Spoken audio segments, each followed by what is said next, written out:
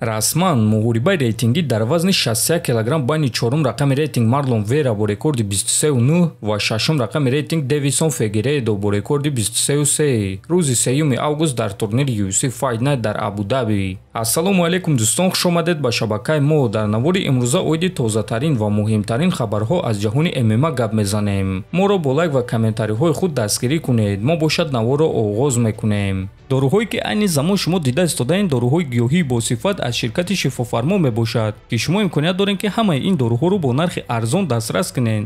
доруҳо барои хунукзадагӣ ва қавӣ кардани мардонагӣ, барои фарбе ва харобшавӣ, барои ришу мӯйсарбарорӣ, барои дарди дил, дарди мушакҳо ва ҳамчунин равғани сиёҳдона ки пайғамбар саллаллоҳу алайҳи васаллам гуфта буд ки ба ғайр аз марг ба ҳамаи дигар дардҳо даво мебахшад. худи ҳозир ба номерҳои дар рӯи экран буда занг зада доруҳои даркории худро харидорӣ кунед ва ҳатман аз номи канали Паҳлавон гап занед. ҳамин гуна шумо ҳам доруҳои даркории худро ба даст меоред ва ҳам канали моро сахт дастгирӣ мекунед. топови ҷангори вазни 57 кг UFC Манел Капе ният дорад ки дар карьераи Муҳаммад Мокаев аввалин бох биёрад. айни замон Мокаев аз ҳама ҷангори ҷавон дар топи вазни мост ва ӯ аз худ эълони калон кардааст. ӯ дар UFC 6 ғалабаи пайдарҳам дорад. ягон кас бояд ки ӯро манъ мекард ва ҳамон одам ман мешам.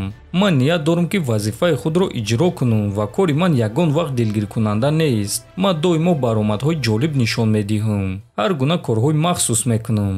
ман нияти гӯштин гирифтан надорам ки тарафи сахтии ӯст. шумо чанд ҷанговарро дидед ки маро ба замин афтонда тавонистанд? ҳатто чемпион Пандоша вақте ки мо бо ӯ ҷангида будем маро ба замин афтонда натавонист ва шумо фикр мекунед ки ин корро Мокаев карда метавонад? агар ки ӯ маро ба замин афтонад ман дасти ӯро мешиканам, гуфтааст Капе. хотиррасон мекунем ки муҳориба байни Манел Капе ва Муҳаммад Мокаев рӯзи 28 июл дар турнири UFC 304 ба нақша гирифта шудааст. айни замон Мокаев ҷангвари бебоғ буда рекорди 12-0 дорад ва дар рейтинги вазни 57 кг дар ҷои 6 қарор дорад. ана Манел Капе бошад дар рейтинг дар ҷои 7 қарор дорад.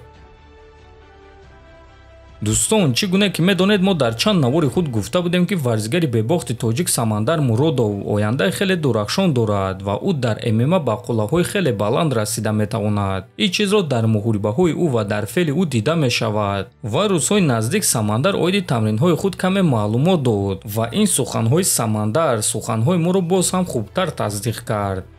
ман машқ мекунам ака, ман дар ин дисциплинам зура якай саҳар бегам машқ мекунам. фарқ надорад ки мисол баъзе варзишгарои ҳастанд ки мисол бой надоранд, машқ намекунанд, кам машқ мекунанд.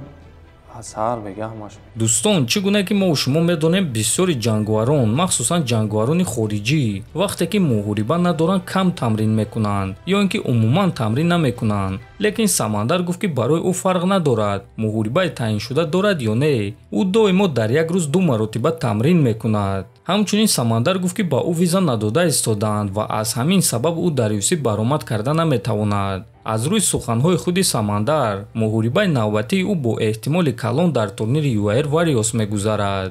ва дӯстон, умедвор мешавем ки Самандар ва дастааш мушкилии визаро ҳал мекунанд ва дар ояндаи наздик мо ӯро дар UFC хоҳем дид. довталаб барои камарбанд Дастин Порие гуфт ки муҳориба зидди Ислам Махачев охирон муҳорибаи ӯ шуда метавонад. ман боз ба ин зинапоя баромаданӣ нестам. ман аллакай чандин сол аст ки бо ин кор машғулам. ММА намуди варзиши худпараст аст. ҳозир ман тайёрам ки падар ва шавҳар шавам, дар хона бошам ва бо оилаи худ вақт гузаронам. гуфта наметавонам ки дигар намеҷангам. шояд ки боз баромад мекунам, лекин барои ман ин охири кор аст. муҳориба бо Махачев охирон муҳориба шуда метавонад. ғалаба ё бохт фарқ надорад. ман бояд ки ҳамаи чизро баъди ин муҳориба муқоиса карда ба хулосаи аниқ биём. мехоҳам ки карьерам маро қаноатманд кунад, гуфтааст Порие. бояд қайд кард ки ин аллакай бори дуюм аст ки Дастин ин суханҳоро пеш аз муҳориба зидди Махачев гуфта истодааст. ва дӯстон, шояд ки дар ҳақиқат мо шумо бори охир Дастинро дар октагон бинем. худи шумо чӣ фикр доред? метавонед фикрҳои худро дар комментария нависед. ҳатман дар канали мо обуна шавед. то боздид, хонобуду сарбаланд бошед.